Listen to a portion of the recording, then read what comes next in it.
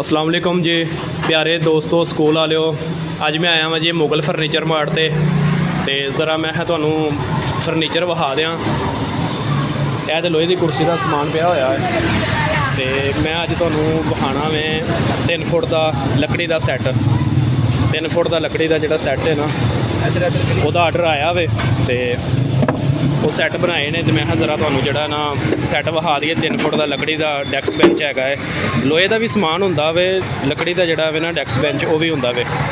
यह 3 फुट का हैगा वे। इस तो बाद एक 4 फुट का आएगा। तकरीबन 200 सैट का आर्डर मिलिया वे। 200 सैट जिहड़ा ना थोड़ी देर तक कंप्लीट हो जाना वे। कारीगर बना रहे ने ते तकरीबन घंटे को तक डिलीवरी देने लई जानी एक स्कूल दे विच। ते तुहानूं जिहड़ा लकड़ी का डैस्क बेंच मिलेगा इहदे विच जिहड़ी लकड़ यूज़ हुई है वो प्योर किकर की लकड़ इस्तेमाल हुई है। बहुत अच्छी किस्म की लकड़ इस्तेमाल हुई है, किकर की लकड़।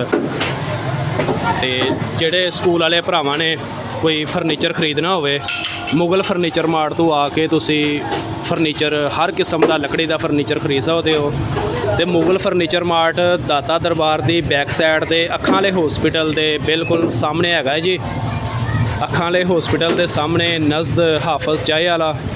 इत्थों आके तुसी फर्नीचर स्कूल का खरीद सकते हो।